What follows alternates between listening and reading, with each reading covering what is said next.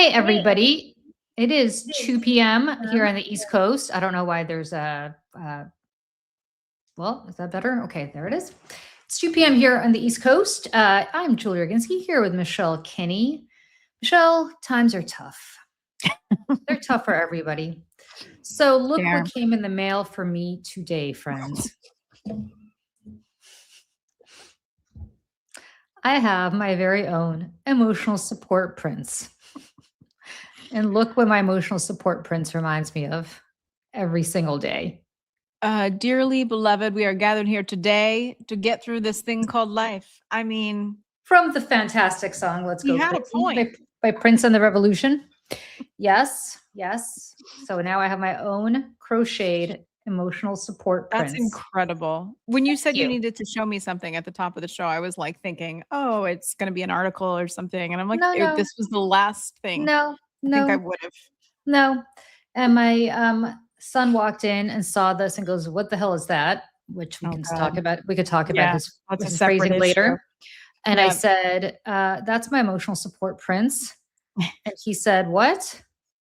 And I said, "Yeah, you probably wouldn't get it. You're not Generation Next." And he just looks at me and goes, No. "Okay, boomer." And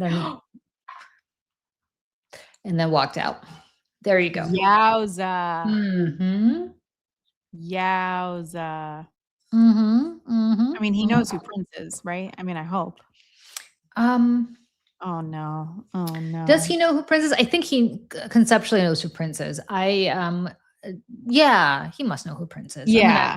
I mean, Yeah. like, I grew up with boomer parents and I grew up with all their music, and I feel like Well, Prince isn't boomer. Prince is right up no, there I in the know. Generation X I'm South. saying that, like, generationally, like, don't kids know the music that their parents listen to? Yeah, I mean, You know of what I course. mean? Yeah, I mean, he certainly has had his, fill of Wham, where he's like, "Oh, please, I can't listen to this anymore."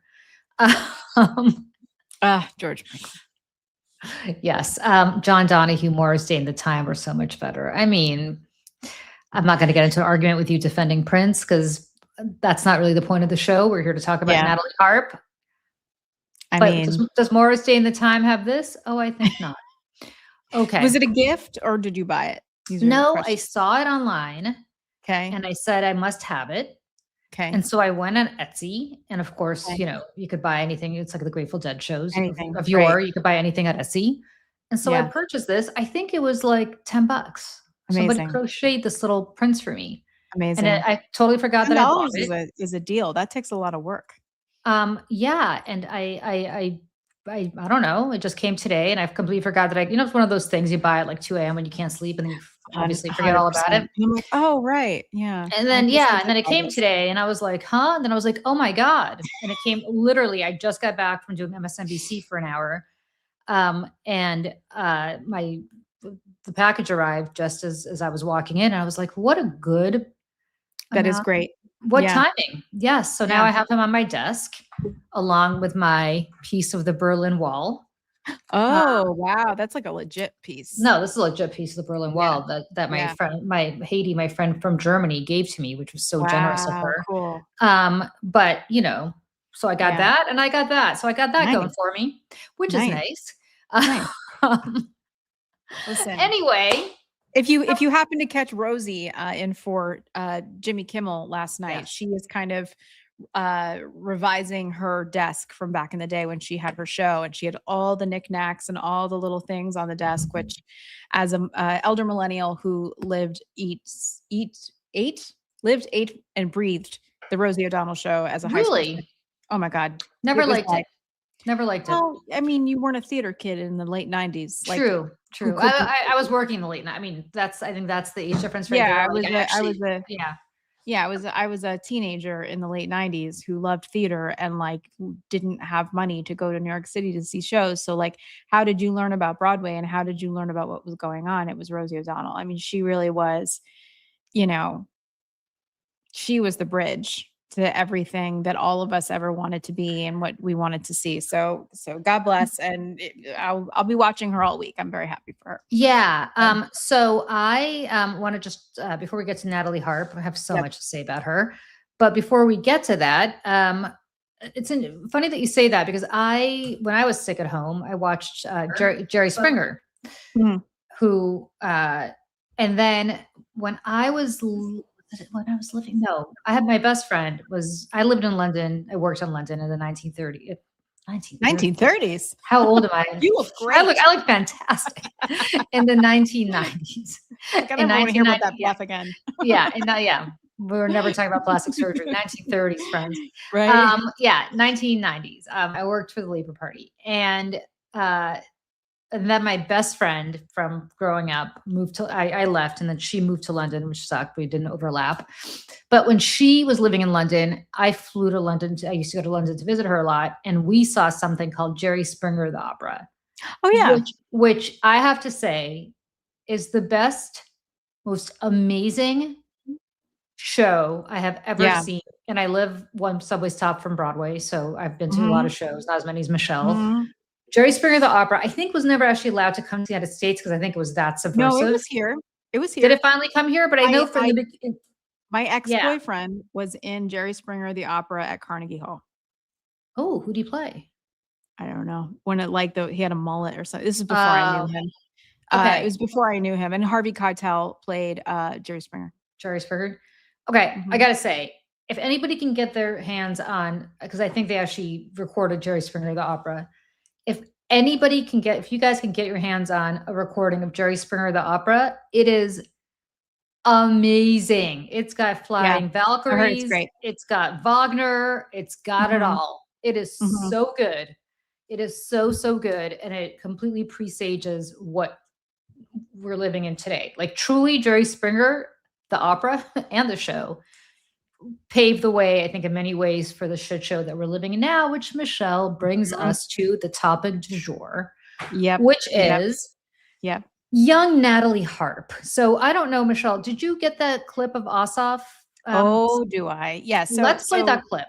Yep. If you've been living under a rock or haven't had your TV on, this is the clip heard around the world over the weekend. While he fruitlessly drains our munitions and oil reserves, the president sleeps through his meetings. He golfs and trades stocks. See, he doesn't want to do the job. He wants to build his ballroom and travel with Natalie on their apparently defenseless flying palace gifted by the Emir of Qatar. Okay, first of all, could we just come out and say it? I'm like, I got a little thing for John Ossoff. I mean, who doesn't at this point? I mean, let's be clear. I know straight men who have a thing for John Ossoff. Yeah, I mean, I don't think my husband would resent my saying I got a little thing for John Ossoff. I heard somebody whose name I can never remember. He's the PhD, the home care guy, who talks about Trump's health all the time. And he's from Georgia and he's former MAGA too, which is kind of funny. But he said, he came out there looking like Gregory Peck, walking, right? And I was Gregory Peck, circa To Kill a Mockingbird. Right. The hottest Gregory Peck is To Kill a Mockingbird Gregory Peck, not Roman Holiday Gregory Peck. To Kill a Mockingbird Gregory Peck. Yep. Got it. Okay. Walking into a courtroom. And I mean, listen. Little hot Atticus Finch there, yes. Oof, right. The fact that he looks that good while he's saying it, so deadpan. And so that's the thing is there's no a wink, wink, nudge, nudge. And the other thing too, and before we get into, the rest of the details about this, is that the right, of course, is freaking out, saying, how dare you? This is a misogynistic personal attack. I'm like, all he said was that he wants to travel with Natalie. That's all he said. He didn't say anything else. Why are the rest of you guys, why are the rest of you guys making such a big deal out of this? Do you guys know something that we don't? Should we be saying more? Here is a tweet from Newt Gingrich. John Ossoff owes Natalie Harp a personal for having smeared her. If a conservative Republican has attacked a liberal Democrat working professional woman the way Ossoff smeared Natalie Harp, there would be cries to kick him off the ticket and reject this kind of misogynistic language. Oh, for fuck's smearing sake. someone who is simply doing their job. But then Ossoff routinely lies, as the Jewish leaders in Atlanta pointed out recently, and should accept that he is profoundly dishonest politician with no sense of honor. I will take that from a lot of people. But the Not man who impeached William Jefferson Clinton for lying about an inappropriate relationship with his aide, well, she was actually an intern. I don't want to hear it from him. I want to hear it from Newt. I don't want to hear from Newt, who told his first wife that he was divorcing her when she was on her deathbed. Correct. I want to hear it from Newt, who had an affair with his own staffer while married to his second wife. Right. I want to hear it because the current Monica Lewinsky. I mean, like, come on. The current Mrs. Gingrich, who somehow became ambassador to all these different countries, including the Vatican, which I find fascinating. The current Mrs. Gingrich, before she was the current Mrs. Gingrich, I believe was a staffer. So I don't think I want to hear from Newt Gingrich of Georgia. Thank you so much. Clutching from this group of people who literally defend a man who is a alleged pedophile, who are also defending an actual pedophile, Jeffrey Epstein, and Donald Trump, who has how many rape and sexual assault allegations against him, and was found guilty, credibly, right? Yeah, credibly accused of sexual misconduct. Not credibly accused, was convicted. You know, yes. It was E. Jean Carroll, which the Supreme Court threw out his challenge. So, well, we don't need to belabor Newt Gingrich. Yeah, I know, but like that, is irrelevant. The hypocrisy from the Republicans, per usual. I mean, it's pretty obvious that they are having a freak out because, and I think that there's a coordinated, as always, the text went out to everybody to go after John Ossoff for going after Natalie, which he didn't. Again, all he said was wants to travel with Natalie, which he does. That's a fact. There is nothing, even like innuendo about it. Michael was on Abby Phillip or one of the shows last night. I can't remember which one it was. And he was like, oh, it's totally acceptable for a Democrat to, want to go against the policies of a Republican president. But, the personal attacks are really inappropriate. I'm like, are you? Okay. Are you kidding? I don't know. You know what? Here's what I learned. They want you to be having this debate with them. They want you to be having this debate with them because then it becomes a he said, she said. Correct. We don't need to have this debate with them. Instead, let's talk about who Natalie Harp is. Let's keep talking about Natalie. Friends, this is called the Streisand effect that I have never seen. All Ossoff said, he wants to travel with Natalie. Natalie who? Most people didn't know, right? Like, this isn't somebody, I mean, maybe people watching this show know because we're all very aware of stuff going on. But your average schmo sitting around, I shouldn't say schmo, but these people are busy. My parents, I guarantee you, my parents are very politically, like, they watch CNN 24/7. Like, they read the New York Times. But, like, I promise you, like, my parents did not, she wasn't on their radar. She is now. She is now because this is who Natalie Harp is. And friends, I have no idea what is going on between her and Donald Trump. But here's what I'm going to say to you, Michelle. If only he were having an extramarital affair with her, it would be less scandalous than what we already know about their relationship. Because Trump has basically had a share of those, right? So have a lot of other presidents. Like, oh, okay, you're cheating on your wife. Like, is anybody going to be falling down shocked that Donald Trump is having an affair, even with a young staffer? Not at all. Not at all. I mean, I would hope Newt Gingrich will call for impeachment over it, but nevertheless, not at all. And I'm not diminishing it. I think it's actually disgusting for people to have affairs or hit on their staffers because the power imbalance is so tremendous that there is no consent in that scenario. But I don't know if that's what's happening here. Let's assume that that's not what's happening here. The level of perversion of whatever it is that is happening between the two of them boggles the understanding of anybody who has never worshiped some false messiah. Because the reality is, look, here's what we know about her. She got on that plane with Trump along with Dan Scavino and Walt Nauta. Now, it makes perfect sense as to why even a Caroline Leavitt would be left behind. it would make sense as to why a Marco Rubio and a Scott Bessent would be left behind on the decoy plane. Mm-hmm. The reason these three were taken is what gets Natalie Harp in a second, but Walt Nauta is basically his valet who fell on the sword with him and was a co-conspirator. Remember, he got indicted along with Trump Right. for that, for the keeping the files at Mar-a-Lago, the illegal, stealing of our nation's secrets. Mm-hmm. So, and he's like, literally, if you see pictures of him, he fixes Trump's collar about when Trump's about to go on. Like he's Trump's like wife. I don't know how else to say it. Like his old fashioned. It's like his Gary from Veep.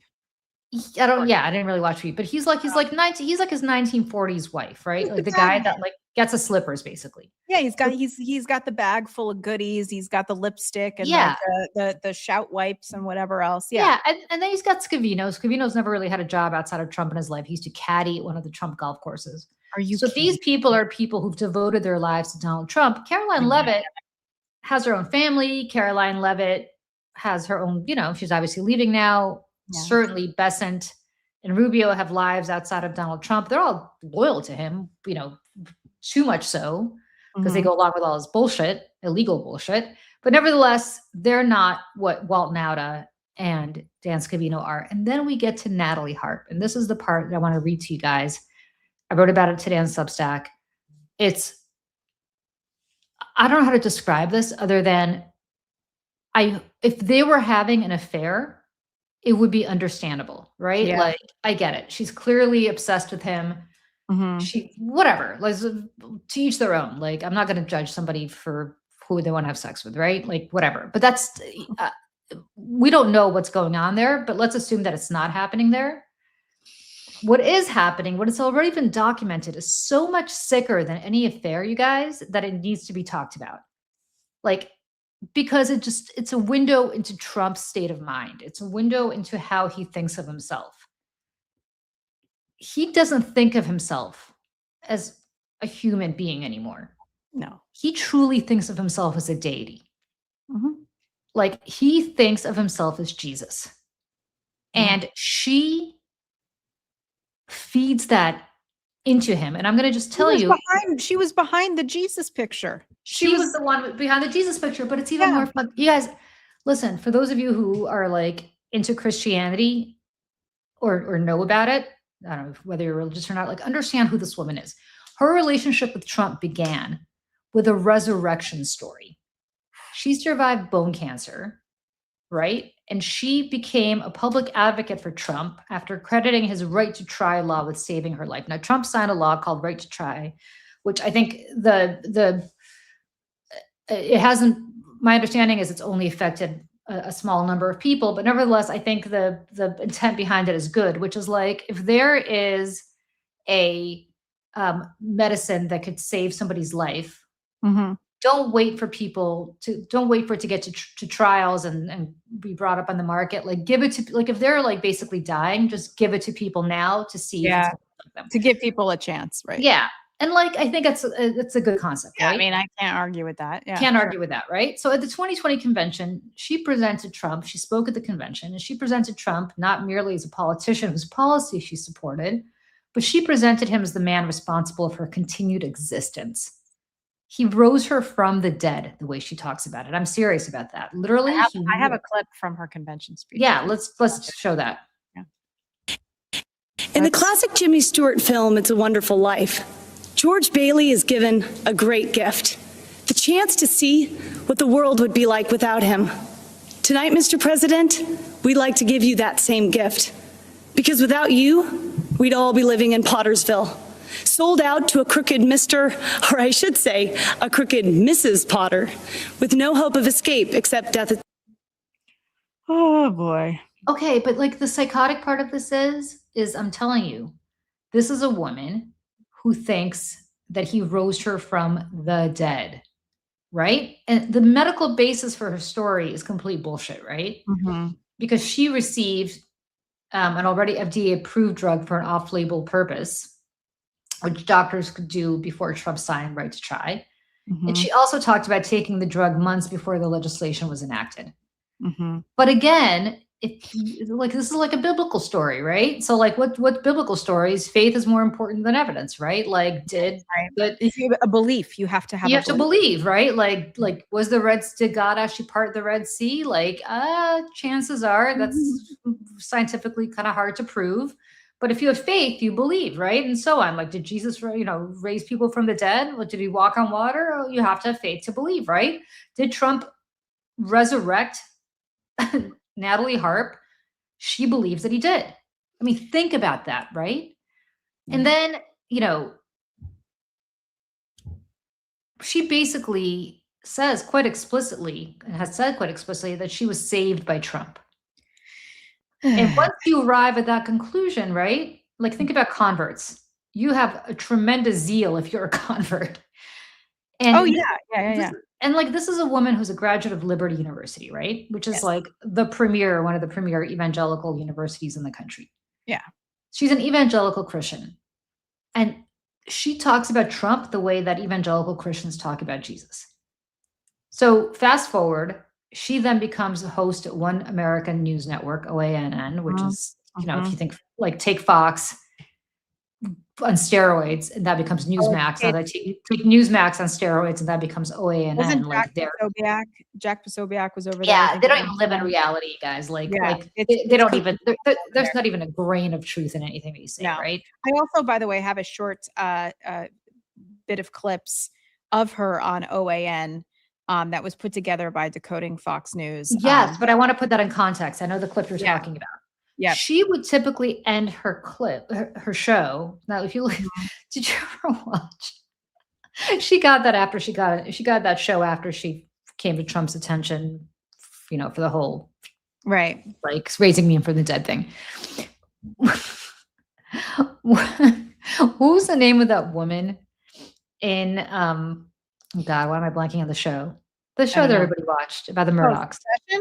Succession. Who was the woman in Succession who was having an affair? Yeah, the girlfriend. Yeah, Logan Roy. Yeah, so they had to give her a show on the network. Like, if you watch this clip, think about that woman. And everyone's sitting around watching her audition tape, like laughing. Yeah, like this is this woman, right? Like, but before we get to that, she would, because she's an evangelical Christian, would end her show. She had a ritual where she closed the broadcast with a Bible verse, right? So like every broadcast would end with a Bible verse. And I think she stole that from Hannity, who ends or at least when I worked there, and ended every segment with like, be not afraid, or some, some gospel stuff. But she had this ritual where she would close the broadcast with a Bible verse. So scripture typically got the last word in her show, except sometimes scripture was not about Jesus, but about Trump. And she often replaced that closing Bible passage with a quotation from Trump, and she would introduce it with a variation of, and remember what Trump said. Like, she would literally replace Jesus with Trump, this evangelical Christian, right? The Bible occupied a specific place in the structure of her program. It was the authoritative last word and the final message, and the words that viewers were supposed to contemplate after everything else was finished. Except sometimes, instead of Jesus, it was Trump. He got the Bible slot. He got Jesus a slot sometimes. Why don't you play that clip so people can see what I'm talking about?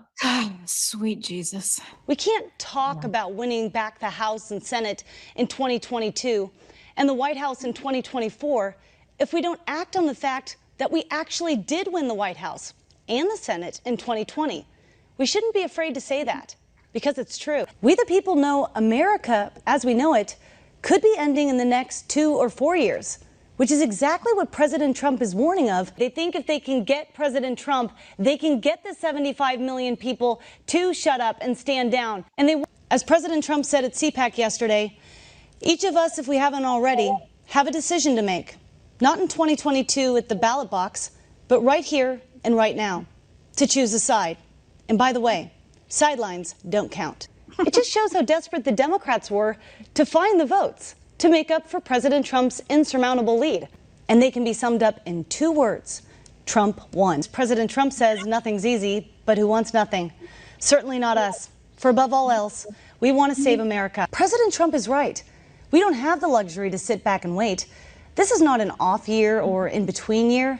This is the year we decide the future of our country. Could Trump supporters be labeled enemies of the state? Because they are still afraid, not just of President Trump, but we the people. Thank God for 4 years, we had one who still inspires us to this day, as do the words he spoke at West Point over 1 year ago, which perhaps are even more timely now than they were then, in what history will remember as one of the greatest speeches President Trump ever made. President Trump once said, "What separates the winners from the losers is how a person reacts to each new twist of fate." As President Trump often says, he should have just gone to the beach and we would be so much better off than we are right now. But as President Trump says, nothing's easy, but who wants nothing? And right now we're realizing we're going to end up with nothing if we don't fight back.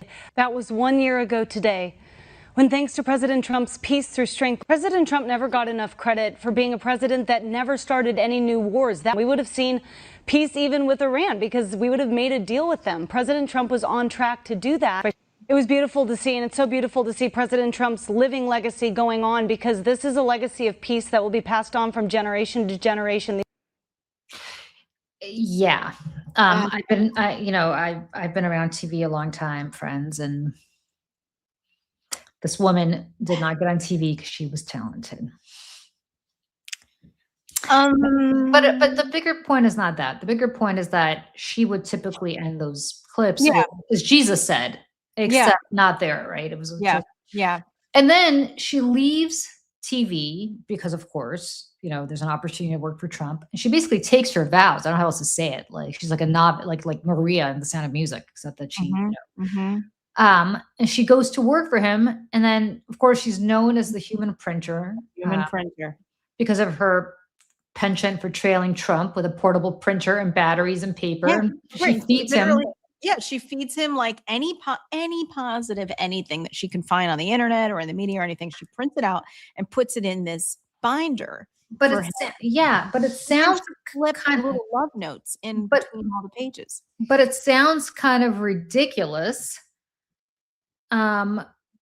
until you understand what the job actually represents, right? She's made herself into an extension of Trump's desires. Not only the sexual kind, although who the hell knows, but a much more autotheistic kind, right? Autotheism is when you think of yourself as divine.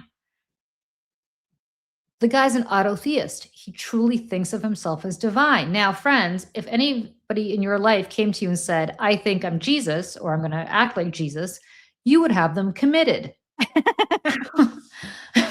But she doesn't have him committed. She puts out this AI slop on Truth Social of Trump dressed as Jesus, healing the sick. She was also behind, and we can play another clip about that, but she's behind a lot of like the really controversial stuff that he puts out in the middle of the night, because I think that she's probably sitting there with him and egging him on and telling him what to do. Let me just play this. This is, by the way, in the middle of the night, where she sleeps? Apparently. Yes. Do you know this? At Mar-a-Lago in the women's locker room. And I think it's a Bedminster Mar-a-Lago in the women's locker room to be closer to him. I don't know why the women's locker room is closer to him. That's a whole different story. Because they wouldn't give her a room. Because remember early on, the Secret Service, when we first learned about her. Yeah, right? The Secret Service thought she was psychotic. The Secret Service was like, what? And Susie Wiles. Well, anyways, let me just show this because this kind of explains it. This is from Raw Story. This is a video that they put together. Susie Wiles, the White House chief of staff, was reportedly stunned by the relationship between President Donald Trump and one of his closest aides, according to the Daily Beast. Trump has apparently told those in his inner circle that his executive assistant, Natalie Harp, 34, will never leave him. The Wall Street Journal has also reported that Harp was the driving force behind Trump's inflammatory comment shared on his Truth Social platform, including the racist video that depicted former President Barack Obama and former First Lady Michelle Obama as apes, and the AI-generated image of Trump as Jesus, which was later removed on the platform. When Trump was in quasi-exile at his private Mar-a-Lago resort in Palm Beach, Florida, Harp joined him on the golf course and supplied him with a stream of positive news stories and social media comments, the Beast reported. Harp also wrote Trump letters that the president kept in personal areas, including one that said, "You are all that matters to me." According to New York Times White House correspondents Maggie Haberman and Jonathan Swan in their new book, Regime I don't know why it stopped. Well, But- anyway, I can yeah. tell you what I can tell you what Maggie Haberman Jonathan Yep. Swan wrote, right? Yep. This is little love notes, and I would say little liturgies that she leaves for Uh-huh. Trump in private spaces. She says Uh-huh. things like, "You are all that matters to me." She thanked Uh-huh. him for being her, quote, guardian and protector in this life. Uh-huh. She told him that she never wanted to let him down, and that, quote, "I want to bring you joy." Yep. Now, think about that not as gossip, you guys, but think about that as kind of a theological way of looking at this, right? This is not the ordinary language of an employee describing an elected official. Michelle, I have worked for countless elected officials, and I've given them they've expected loyalty from me. I have been loyal back to them in turn, but I've never told any of them that they're all that matters to me, because if I did, they would take a restraining order out on me. It's Like, crazy. it's crazy. And right? well, here's another clip. I just want to. This is Maggie Haberman talking about this to Tim Miller over at the Bulwark. The printer. I do have to ask about this. You also have in the book that she leaves little MASH notes for Trump around. I was kind of the view that Trump is probably impotent now because he just doesn't talk about sex as much as he used to. But I don't know. It was eyebrow raising, the love notes that you included that. What we found in our reporting for the book is we got these letters that she had been leaving in his private spaces, and they were very raw. They were very emotional. In one, she said, "You are all that matters to me." But these notes that she was leaving alarmed the Secret Service, who were concerned about it, who raised issues about it at the time. Trump has been open with people that, you know, she's the person who loves him on staff as much as his, wife and children. And he'll say things like, the rest of you will go off and make money. She will never leave me. So, without commenting on your first lead in there, she is. You don't have any reporting on the impotence. She is very, very focused on him and on being in his world. You mentioned Natalie Harp. All right, let me just say this, because that's really important, right? Mm-hmm. First of all, what Maggie Haberman said there is interesting. He has told other aides that she's the only one who loves him as much as his wife and kids do. Now, I want to be very clear. There's a 0.000% chance that Trump's kids, and certainly his wife, love him as much as Natalie Harp does. Mm-hmm. Like, it's weird, right? Yep. He's also contrasted Harp, as Maggie said, with the rest of his staff. He says eventually they'll all leave him to make money. Like, this is a betrayal of him. I mean, in the real world, staff leaves, right? Like, they leave. It's a normal thing. It's a normal thing. You work at the White House for a couple of years precisely so that you can go make money. You can go make some money. Right. Yeah, I mean, not. I can't hear you. Yeah, sorry. there you And that sentence is the key to Trump's mindset. Yep. Because, he took Hegseth on the plane with him, but Hegseth was a diversion. He got in the military plane and walked up the ramp, up the staircase, so that the press would think that was his plane. So he doesn't give a shit about Pete Hegseth. But the others he took with him are because they've never left him, right? Nauta never left him. Scavino never left him. Scavino, although Scavino's making a fortune right now, but still. And it's not a surprise, I guess, Michelle, that when danger came in the form of an Iranian threat last month, she went with him and she accompanied him, even though there was a possibility in her mind that he would die. Yeah. And because she's a crazy evangelical, I'm going to say this. And friends who are New Testament readers, correct me if I'm wrong, but I don't think I am. At the end, Jesus was alone. His apostles all denied him, including St. Peter. She's not going to do that. She's not going to deny him.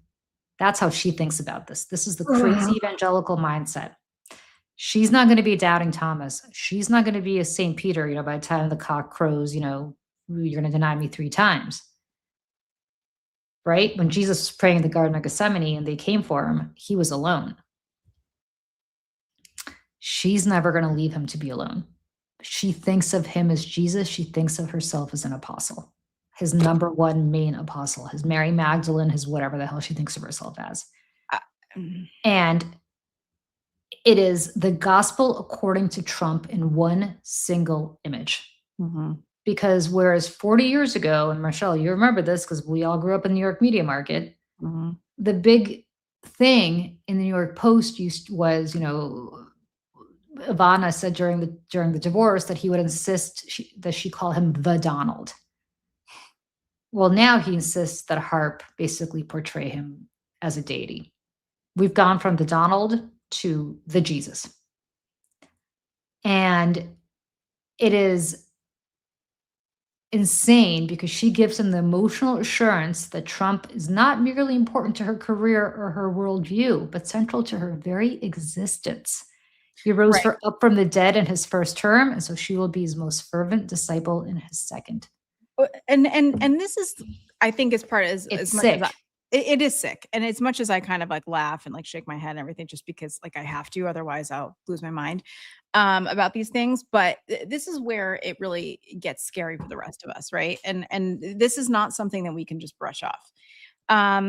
If we think back to Laura Loomer, right, who's still in the circle, right, but she was one of the closest people to him for a very long time, and everyone around Trump in Trump world was very afraid of Laura Loomer because she had an army of people who would go after any of his detractors online. And, she would be on the plane with him and travel with him. And she would be the last person that he would speak to before he made very big decisions.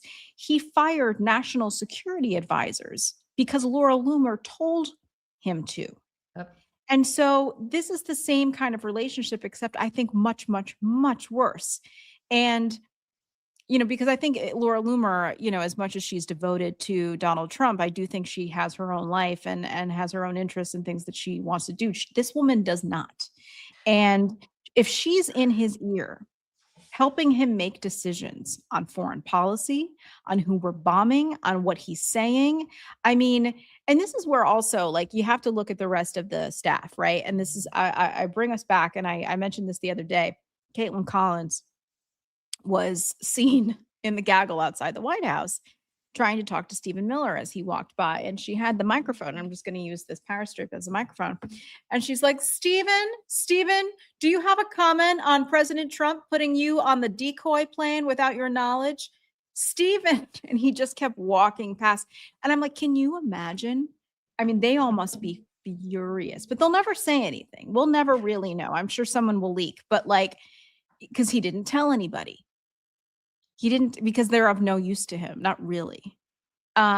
She walks around with like 80 phones in her hands, what could be a diaper bag, we don't know, and other belongings. I mean, who's to say? I mean, I don't want to make any assumptions here, but there have been theories that she helps him with medical issues that he has.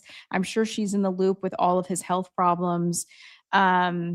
And I think that's another reason why today and yesterday, I'm sure the White House is in a fury. I mean, somebody asked him about it in the White House in the Oval yesterday about John Ossoff's comment about Natalie. Well, it wasn't somebody. It was, CNN's. It was CNN's White House correspondent. Right, I mean, there's a big somebody, and he went after her, and he went after her children. Yep, there's two clips here. The first one is a response to John Ossoff, which is just a very pathetic, stupid response. Ossoff said you'd rather travel with your aide, Natalie Harp, and build the ballroom than do your job as president. What is your response, John Ossoff? You mean Pee Wee Herman? Pee Wee Herman lookalike?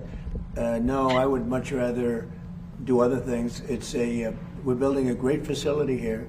We're fixing a White House that hasn't been taken care of. You can look at this. This room was a disgraceful situation in the Oval Office, and it was let go. The whole building, the White House, was let go. The exteriors were falling apart. The columns were falling apart. The whole place was a mess. In addition, they've been trying to get a ballroom for the last 150 years. And when I said I was going to build a ballroom, the military asked if they could see me. And they say, sir, we have an opportunity to go down deep into the ground and build a military facility to go to the White House and to go with all of Washington, D.C., which would be so valuable. And then they came up with the drone port on top, which would be a major drone port to protect the White House and all of D.C. And all of those things added up, and it became much more than just a ballroom. And I said to myself, wow, what an opportunity. I mean, if I was just going to build a ballroom, I could have had it built very quickly, because I build very well and very quickly. Yeah. We went 5 stories down into the ground. We did a lot of. Oh, my sweet Jesus. Anyways, he's filibustering on the ballroom. Well, what's fascinating is he's like, I'd rather be doing other things. And then he goes back and talks about the ballroom, which is exactly what Ossoff said. But have you guys ever seen a bigger Streisand impact in your life? It's amazing. It's amazing because Ossoff didn't even say Harp. He just said Natalie. And if Trump hadn't made a big deal about it, everybody would have just moved on. Because as I said, most people are like, who the hell is he talking about? Now, everybody knows who Natalie Harp is. Yep. And it's absurd. And here is the other, by the way, the CNN reporter in the same gaggle who he went after, which again is another reason why the misogyny claims are complete bullshit. And like the hypocrisy is astounding. Quiet. You're very disrespectful in front of this young man. Okay? Don't you find her disrespectful? He understands. Quiet. Who are you with? I'm with CNN. Fake news. You're fake news. You're a loud, boisterous person. You're fake news. Be quiet. Be quiet. Be quiet. You're a fake reporter, and you report fake news. Go ahead. Okay, so that's Kristen Holmes, you guys. Kristen Holmes, for people who watch CNN, it's Caitlin Collins and Kristen Holmes. They're the 2 White House correspondents. Kristen Holmes is an amazing, amazing reporter. She's very good. And the fact that he said your children are going to be ashamed, like he goes after her kids. It's fascinating how Republicans are upset that John Ossoff mentioned Natalie. By the way, Trump doesn't even call her Natalie. He calls her like sweetheart or something. No. He calls her Natalie, Nathalie, the French spelling of Natalie. Like Nathalie? Yes, except that's how in France you spell it. Yeah, so that was my great grandmother's name. Yeah, like not Natalie. Yeah. And so is that kind of like how Peter's name was not really Peter? Like the disciple of St. Peter was not really Peter, and they changed his name. Like in Devil Wears Prada when Andrea's called Andrea? No, he has a little. He's gonna. All the disciples had their names. Like I don't know. Like Saint Paul was like Saul before his name was Paul. I'm impressed with how much you know. By the way, like I know. Listen, I live with an Uber Catholic. I know more about this than anybody else. But I didn't make it past year 1 of church school. I was like, you know what? This all. No, I live with a former altar boy. I know this all. Also, we're watching a fantastic thing on Amazon Prime, which if you want to nerd out with me, I recommend you watch. They have this great lecture series. They used to have them on tape. I used to listen to them in my car back like 20, 25 years ago. But now they have the video of the professor literally looking to the camera and telling you this. And it's a lecture that we're watching, which I'm making him watch because I'm a nerd, because I can't take any more CNN in my life and sports. About how Jesus became God, basically, like about how like the history behind how like this man Jesus became how people made him into God. Yeah, made him into like a divine figure, like how throughout history how this happens. Fascinating. Highly recommend it. But I now know even more about Jesus than I, whatever. Well, Ms. Binks, did Julie ever go to any Hebrew class when she moved here? Ms. Binks, because we were so broke. And we lived in the Bronx, which is in a bad part of the Bronx. My parents did not want to send me to public school there because it wasn't particularly safe in 1980.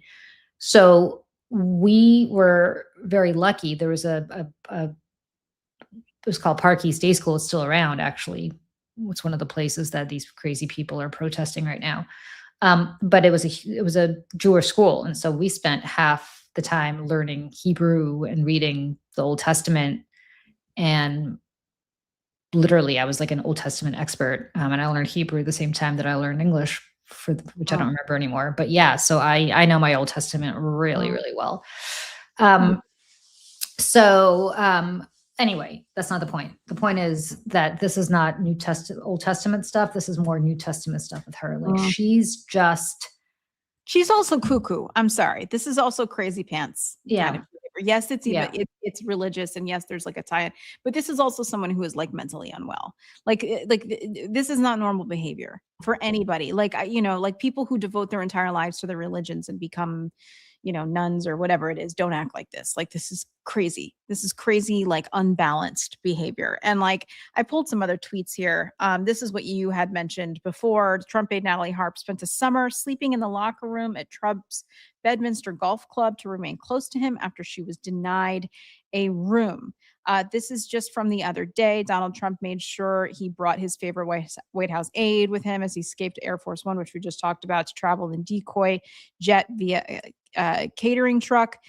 Here's another kind of important and I think interesting side by side. People have noticed that Natalie Harp has substantially changed her appearance to more closely resemble Ivanka Trump. Now, on the left, it's when I believe this was at Liberty University when she was speaking, and he was standing next to her, looking quite different. I mean, this is kind of the Trumpy MAGA Mar-a-Lago look with the blonde hair and everything. She's had a bluff. Yeah, I think so. Possibly. Not the first thing I noticed, but I mean, I'm glad that you I'm on the lookout. Yes, I'm on the lookout for good bluffs. So she's got a good one. But the other piece of this too, and it's Melania Trump very clearly is only does appearances with her husband when they're highly choreographed, planned. She does not live there. She does not live with him.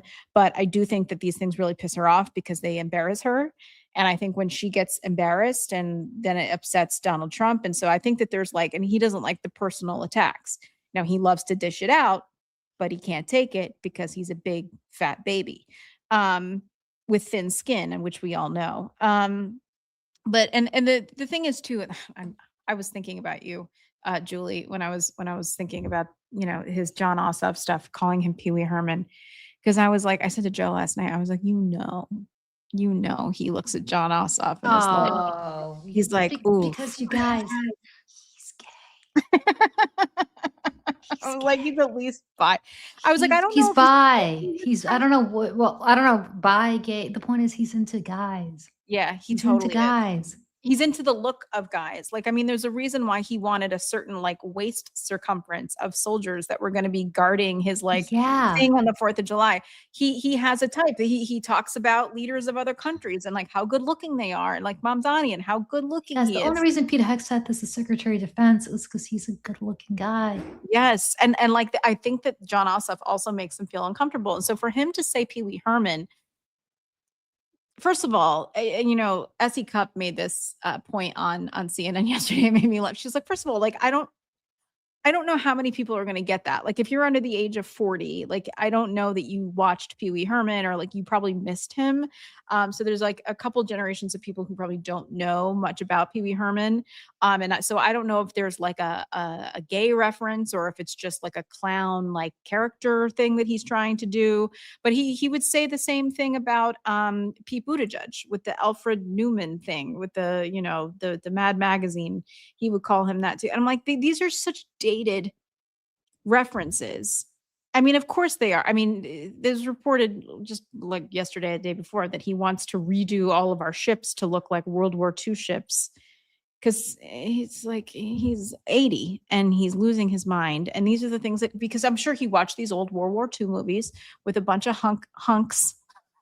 He's like, I want my ship to look like that with all these hunks on board, these good looking guys. I got to tell you, every Memorial Day weekend in New York City's Fleet Week.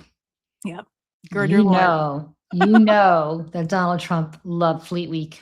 I know. He's like, Donald Trump would ride his stretch limo, because I'm not kidding. He's the last guy in the city who had a stretch limo. Listen, there's a reason why I'm sure it was the Henry Hudson Parkway that had the Trump name on it, because that's right where the Intrepid goes. I'm telling you. Not the east side that goes to Queens, right? Yep. It's the west side. Oh, yes. He would ride past that Intrepid and look at Fleet Week. Hey, sailor. But the last thing here, Shelby Talcott, this was tweeted just a few hours ago. How the White House is thinking about Ossoff's invocation of Natalie Harp, per Shelby Talcott. The onslaught stems in part from Ossoff's status as a potential presidential candidate. But his comment that Trump wants to build his ballroom and travel with Natalie landed as a quote unquote cheap shot. One administration official said, Harp's proximity to Heavens to Trump Betsy, Trump doesn't know anything about those. No, God, no. Harp's proximity to Trump has unnerved some of his aides and sparked unfounded rumors about a relationship. Even, by the way, just as an aside, Natalie Harp's own brother has made statements that he is uncomfortable with the closeness of their relationship. So, one person close to the White House said Harp, quote, will ultimately jump the highest out of anyone in the room when he says jump, adding that the aggressive pushback is partly because, quote, the first lady doesn't like these types of things and Trump does get furious about personal topics. Yeah. I mean, and she's like a barnacle on his ass. I mean, like, this is him just touring like little statues in DC. You'd think he'd have like a chief of staff or like somebody. Who's there? That's her. There she is. These are the things he wants to turn to gold or whatever they are. He's looking at it, and there she is. Why is she there? Why? There's no reason. There's no reason. And she's on the golf course with him every weekend. She follows him back into the club. I mean, it is constant. There are like several videos of her like sitting next to him, like having lunch or whatever else, and at Bedminster or Mar-a-Lago, and they're just typing away. She does his Truth Social things for him in addition to Dan Scavino. I mean, this is not normal stuff. And as we step into more and more dangerous things, and I say dangerous things because the list is monstrous between public health, recalls of food, South Korea, our ships in the Strait of Hormuz. He truthed last night that he wants to make the Strait of Hormuz U.S. territory.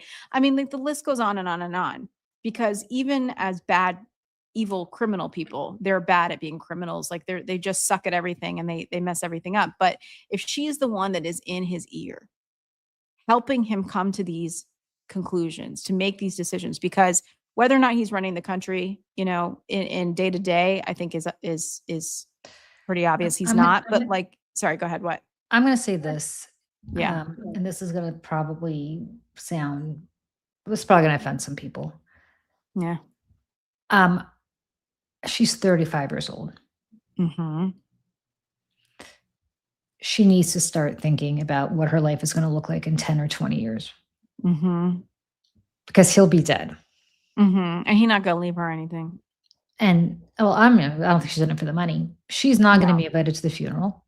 Melania is going to prevent that shit from happening. Mm-hmm. And she is going to do what?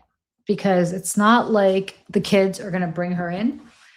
It's not like the minute Trump is dead, there are going to be so many tell-alls. It's going to be insane. Oh, please. It's going to be insane.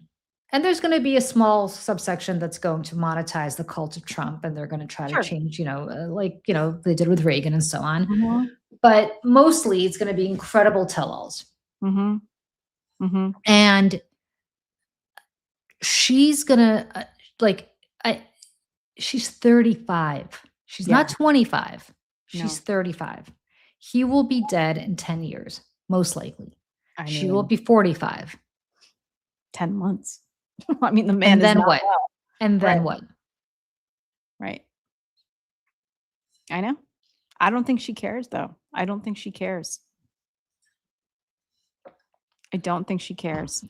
I don't think she's thinking that far ahead. I think she's truly, those little girls that went to, okay, I'll give you an example. I said I went to this very religious Jewish school when I was little. Mm-hmm. So of course, when you go to a religious Jewish school, when you're little, you tend to take what they tell you very seriously. Mm-hmm. And I would drag my parents to a synagogue every Friday. My parents, P.S. atheists, but would drag them because it was like, when we first moved, it was like my place of belonging. Like I got it, right? Yeah. And I was like obsessed. And I said to my father when I was like 7 or 8, I said, I'm only going to marry a rabbi. I'm now married to a former altar boy. No. But you have the same kinds of things with like little Catholic school girls who are like, I'm going to grow up to be a nun, right? Like, I'm going to be the bride of Christ, right? Like I'm gonna, because like because that's what they ingrain in you, right? Like I'm going to be all about Jesus. Like I'm going to become, like, I'm not going to get married to a man. I'm going to be the bride of Christ, and I'm going to marry Jesus, and I'm going to be a nun. Like you when you're 7 or 8, whatever, when like if you go to like super, Listen, there's a reason why they dress all the little first communion girls up like brides. Exactly. So it's I'm not, I'm not. I know. I'm just saying it. Like, but Yeah. there's a reason. It's ingrained in you, and there's like this. There's so many subliminal sort of coded messaging and imagery that you're kind of It's not surprising, right? Yeah. And so I think the problem here is that you're dealing with somebody who hasn't quite outgrown that. Except instead of Christ, it's Trump. And I don't think she's going to literally think like, I'm going to marry him. Like, I don't think she's thinking Melania's going to leave, like there's going to be a divorce in the same way that little girls don't actually think they're going to marry Jesus Christ. And I don't, you just. People believe some crazy stuff, honestly. And this is where like, I feel like as close as we get to these people, eventually there are articles that are written about them as younger people that I think that after this has happened with John Ossoff, I think that these stories will be written. I think people will come forward from people she went to high school with, ex-boyfriends, whomever, are going to come forward and start telling stories about her the same way they did with Katie Miller, the same way they did with Ron DeSantis, the same way that, we hear about Jared Kushner. Like, these stories will be written. We will learn more about her. And I welcome those stories. And I also just want to say, just as an I feel aside, sorry for her. I'm going to be honest with you. I actually feel sorry for her. I think this woman, I do. I think this woman had a near-death experience. I think she truly believes that she was saved and resurrected by Donald Trump. I think she's been conditioned as a Christian evangelical who went to Liberty University to have tremendous faith in somebody. That somebody was Jesus. And now in her mind, she found Christ on earth. And his name is Donald Trump. And I think she is not quite there. And I think her family needs to have an intervention with her in the same way that if you had an intervention with, somebody who joined a cult. And unlike the rest of them, like Caroline Levitt and this other, literally all the, Marco people, basically the people he left to die on the decoy plane. I don't even think she's thinking of this as a career move. I think she's truly madly in love with do this that man. job for free. She would do it for free. I mean, if she's sleeping on the floor of a locker room, Like, she's mental. Yeah, this is what I mean. Like, she's not well. So I do feel bad for her because I feel like she's not well, right? She's not well. Well, she's here's probably the the only thing. person in his life who truly does love him, and it with like the zeal of the way he expects to be loved, as opposed to everybody else who's clearly using him. All of them. Yeah, I mean, yes, but also I think that I just don't feel bad for her. I just don't like yes, she's brainwashed and all these things, but like I've spent way too much time learning about cults and like Scientology and things like that, and trying to watch people stage interventions with family members who are in cults or part of, these sort of cultish movements. And it isn't until these people are severely, severely, severely damaged and or see the light and or something has to happen to them, because they will not leave these things until they convince themselves. Like, no one will ever convince her otherwise. No, that's what I'm saying. Look, I posted something on Substack yesterday in a note about how I think Nancy Mace is suicidal. Like, I think Nancy Mace, I hope she has somebody in her life who is going to save her, because she's posting, she put tats of the opening line of Mrs. Dalloway by Virginia Woolf. Well, like the main character, Mrs. Dalloway, one of the main characters, Mrs. Dalloway, commits suicide rather than be committed to a mental institution. Virginia Woolf killed herself, obviously the author. She's telling me that, she's telling all of us that she did this because she wanted to feel pain, because like she's clearly her career. Like this is a woman who, I'm telling you, like it's only a matter of time unless somebody gets her help.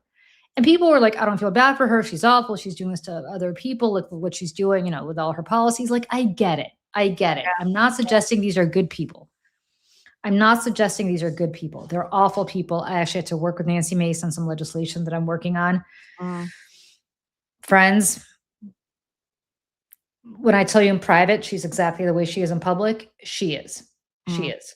So I'm not suggesting Nancy Mace is like, somebody that we all need to feel bad for but from a human perspective, Yeah. I'm sorry. I guess I still have that shred of humanity where I don't wish suicide on Nancy Mace because I think it's coming. But a lot of people are like, I don't give a shit. Like, let her kill herself. Look what she's doing to other people. Like, I get that. Listen, I'm not even judging you for it. I get I get what you're coming from. I just don't have it in me to feel that way about her. And same thing with this woman, right? Like, she's 35 years old. She should be thinking about her life. Like, when I was 35 years old, and when you were 35 years old, Michelle, right? Like, here's what I was thinking. And I was single, much like she is, right? And I was working my ass off for politicians who I truly believed in, much like she is, right? But in the back of my mind, I was like, where am I going to be in 10 years? Where am I going to be in my personal life? Where am I going to be in my professional life? And what do I do to advance those things? Her entire existence is caught up in an 80-year-old man who is sick and dying. And he will be dead by the time she hits perimenopause. And she's got to think about where she's going to be. I say this as a woman who supports women and wants the best for women. And I want all of us to have the most opportunities, and I want us all to be happy and have the things that we want. And I say all that to say, like, I have watched women close to me throw themselves into men who don't deserve them and do not reciprocate their adoration, and have thrown away their entire lives because of it. And it is very frustrating to watch. And on a personal basis, like, I've had to separate myself from people like that because it's just, I can't watch it. Like, it's infuriating. I've watched women stay in abusive relationships. Like, it's just, and that's what this is. That's what this is. Yeah, that's what this is. I just am always just like, you know what? I can't. Like, you want to do that? Go ahead. But you guys, we just had this Hayden Panettiere situation happen, right? Where she bring it up. Right? Hayden Panettiere, who is 35 years old or 36 years old. I was stunned. I wasn't stunned because she was an addict, but more relevantly, she had been dating this guy who she had accused of repeatedly of domestic violence. The guy had just lost an appeal to have his domestic violence felony overturned. Her family and friends begged her to get away from him. And she obviously didn't, because that's who she was with, apparently, when she died in South Carolina on Sunday. I only bring this up to say that this is yet another example of a woman not being able to get away from a toxic man. And here, I don't know if it's a sexual relationship, but whatever feelings she has towards him, it is exactly, I don't know if it's lust or if it's love or whatever it is, but she's clearly as obsessed with him as any woman is obsessed with a man who everybody's probably telling her, he's bad for you, get away from him, and she can't do it. But, well, you're right. And a lot of people get stuck in these situations and they can't and they won't. And until you're in a situation like an abusive relationship or something, I think that you can't really know what you'll do until you're in one. But more importantly, and like, not that this isn't a show about Hayden Panettiere, but I do want to say also, she was a woman who was neglected by not only her family, but by her industry and the people who were there to supposedly to keep her safe. As a minor, she was given drugs by people that she trusted in order to like make her happier and make her, do her job. She was a spokesperson and ambassador for Neutrogena for 10 years. And she went on the Michael and Kelly show and was asked about postpartum depression because she had postpartum depression. And it's something that really kind of triggered a spiral for her with her mental health and also her substance abuse. And she was asked about it. She had not planned to talk about it. And she did. And Neutrogena reached out to her agent or manager, whomever, and fired her because, and they brought up the morality clauses in her contract. And she said, she goes, from all the things that I had done, because there were paparazzi and cameras around me all the time, catching every cigarette, every drunk night out, everything like that. Like none of that came up. But when I talked about something that affects millions of women in this country, that we are neglected and we are left behind, they fired me. Now her supposedly her business manager or whomever said, that's illegal. You can't do that. So they, they pulled back, but when it came time to renew the contract, they did not. So I invite people at home, think twice before you buy products from Neutrogena. But I think it's bigger than at all of that. I think she was a remarkable young woman who was neglected and left behind from the youngest age by her mother and everything else. But it's the same kind of situation here, right? Like it's the same kind of thing where you have these women who become, and men too, but we're talking specifically about Natalie Harp here, who become obsessed with some man who's so obviously toxic. And listen, I'm going to be clear. I'm not on some moral high horse. I have dated my share of really toxic men, right? Yeah. It is, and so have you, Michelle. Like we've talked about this before.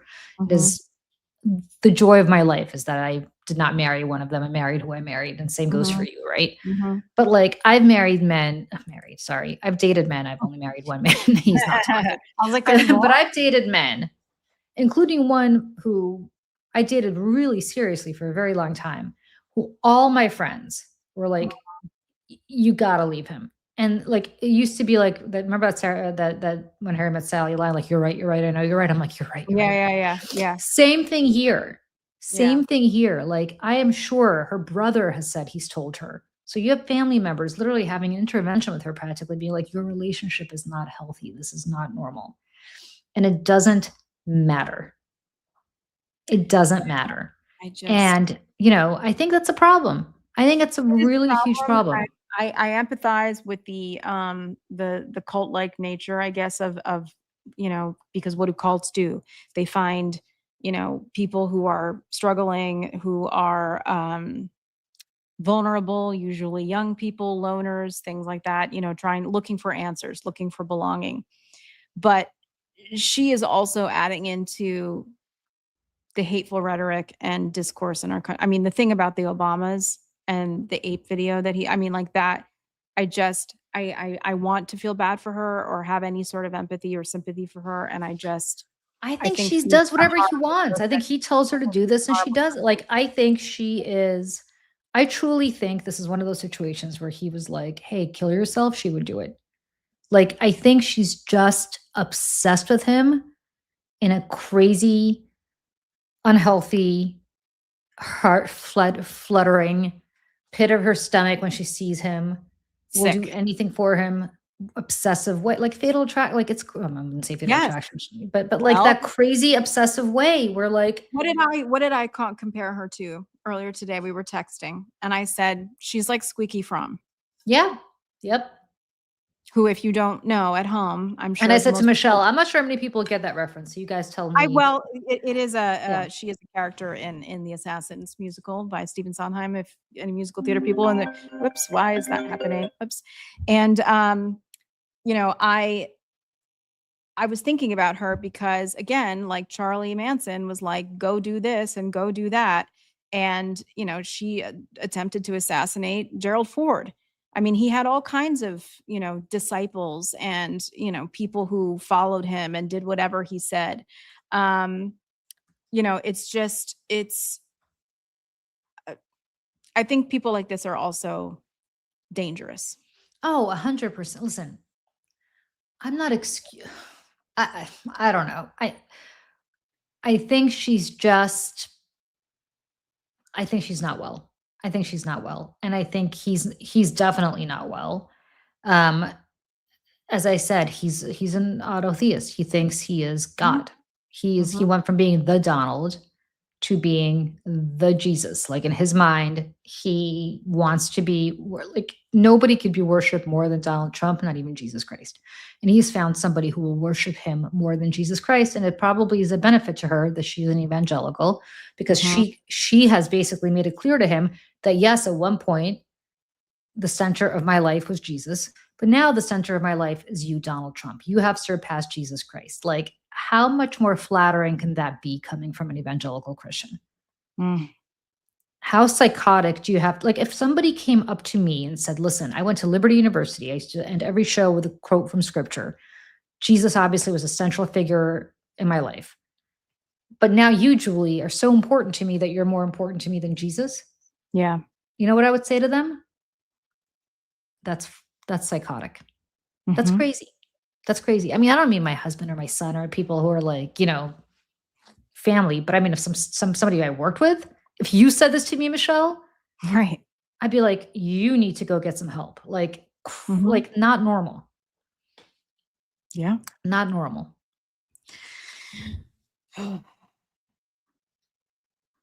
Yeah. Every Yeah. day. This is the kind of thing that there will be books and volumes and volumes and volumes of books written about this time period for centuries to come. I mean, you guys, I gotta be honest, like the Roman Empire was really strong, but it didn't a couple of 100 years and it was a slow collapse, but ultimately collapsed. And you think about because as I said, I've been reading I've been watching my great lecture series about how Jesus became Christ. So like they also talk about this. There were like the Seleucid Empire. I mean, there were empires, the Persian Empire, the Greek Empire, Rome with Alexander the Great. Like Alexander the Great was the most powerful man in history. Control like much more than the United States is right now, just in terms Right. of Right. controlling his money. Right. And gone. You go to Mhm. Greece now, it's basically, it's struggling in some places. Persia is Iran. The fourth turning is here. As Michelle said, it's crazy. It's crazy. The fourth turning is here. And this is, it's history repeating itself over and over and over and over and over and over again. I mean, I just don't know what to say. Like, it's not It's crazy. it's Looney Tunes. It is Looney Tunes. It's But- Looney Tunes. I think I think like on a political front, and as also just anybody watching, if you live in Florida, if you know anybody who lives in Florida, Yes. the primaries are today. Make sure you get out and vote. You know, like we'll see what the media does to respond to this, because prior to John Ossoff mentioning Natalie Harp's name, I think the Washington Post had like written one thing that mentioned her name. Like, she had not really been mentioned in mainstream media at all. It really has been like the Don Lemons and like the Us and like people like that, talking about this woman, because there is like an element of just kind of like, it's fun to kind of make fun of it because the whole thing is so ridiculous, on top of how scary it is. But so now I think we're going to see, though, the big wigs, like the New York Times and the Washington Post, and the big publications are going to need to write about this. They're going to have to, and they're going to start digging. And if they don't, I mean, this is where people need to hold them accountable. Who is this woman? What is she doing there? What's going on? What is the influence that she has over what's happening to this country? What's happening to, our service members, so on and so forth. These are big questions. I will just say this, and I think, Michelle, you touched on this earlier before, and this is how we can end this, and we can have a whole separate show about this. The President of the United States yesterday or today, I forgot when, because the days all blur in, because until I got this, I was not as emotionally equipped to talk about all this as I am now. Right. Dear beloved.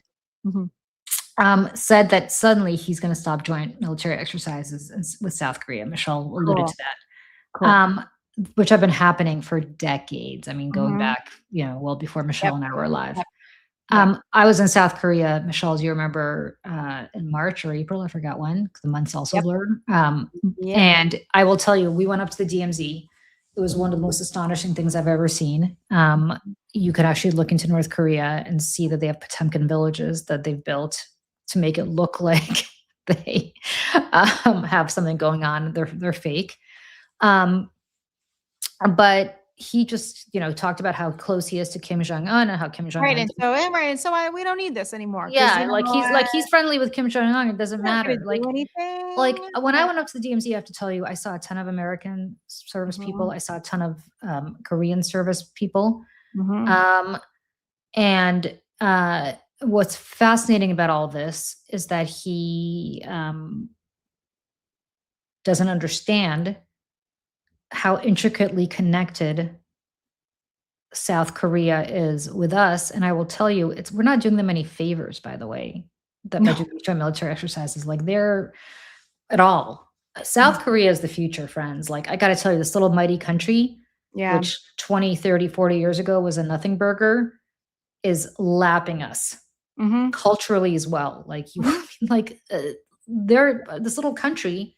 I know. Their culture, whether with movies everything. Yeah. or TV shows or skincare, people are flying from New York City to South Korea to basically get skincare. I mean, like, crazy train. About like all kinds of cultural Korean things. From K-pop to Koreatown and all the Korean food. All of it.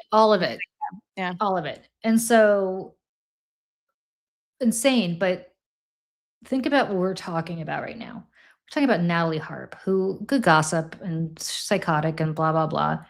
But while that's happening, this man is saying that he's going to make this Treaty of Hormuz American territory. Laughable. He can't even get it open. Never mind. How are you going to make that? I mean, okay, great. Well, to John Ossoff's point, also depleting our munitions in the process. Yeah. It's okay, Michelle. I'm going to make your house part of my house. Like, I said it, so therefore it's going to happen. So congratulations. Get the hell out. Like, I've now taken over. Like, I've now taken over your apartment. Like, what? Right. Like, okay, like, great. You could say that. Fantastic. But there's like real shit happening. There's real shit happening. And one question that I think needs to be asked is, which doesn't make any sense to me at all, is why now? Why? Why did he yesterday decide to pull us out? Nobody's the answer to that. Nobody knows what conversations he's been having with Kim Jong-un. Or Vladimir Putin. Nobody know. Well, and don't forget, Kim Jong-un has spent a lot of blood and treasure. I know. Helping Putin in Ukraine. I know. We don't know what kind of crypto meme coins or anything else that Kim Jong has been buying. I mean, while the press is sitting here chasing Natalie Harp, which also matters, but not as much as this.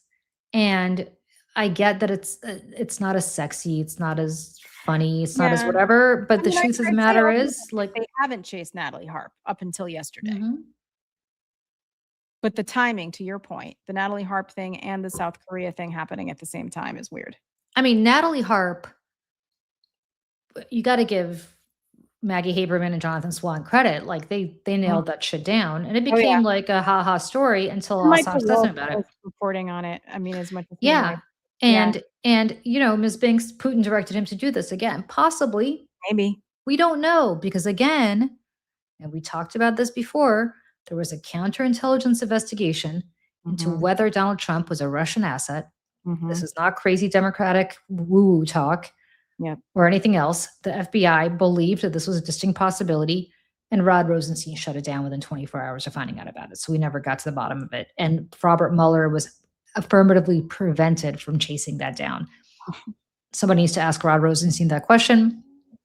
I highly recommend people call his law firm in Washington, D.C. and ask to talk to him, to ask him that question. Or Congress should call him up to testify. But it's very, very interesting.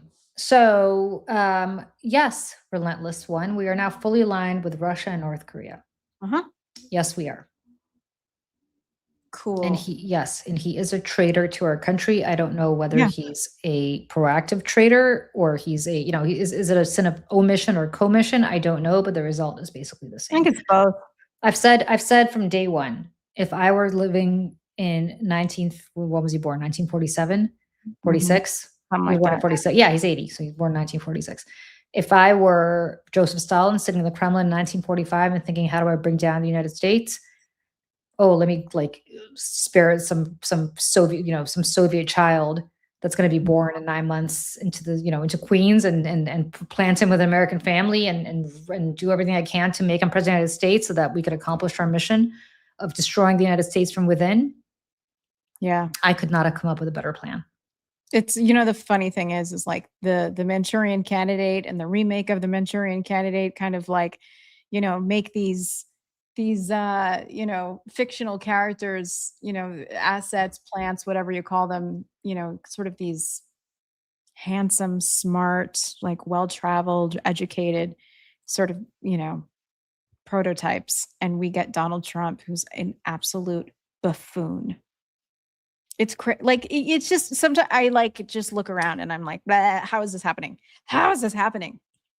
How are we living in this time? And he has robbed us of 10 years of our lives. You guys, I mean, even something as stupid as them breaking the Hatch Act. You have Pete Hegseth campaigning on behalf of a candidate today. You had Todd Blanche campaigning on behalf of a candidate the other day. The Hatch Act exists specifically to prevent this. They're all just suggestions. It's crazy. On this 5th day on the job, Todd Blanche appeared at a campaign rally here in New York for Bruce Blakeman, who's running for governor. I mean, what? Anyways. All right, friends. Little update. I'm going to be on NBC News with Tom Yamas tonight for his, he does 2 shows. He does the one you see on TV, and then he does the digital one. I think I'm on with him on the digital one. I can't remember what time it is.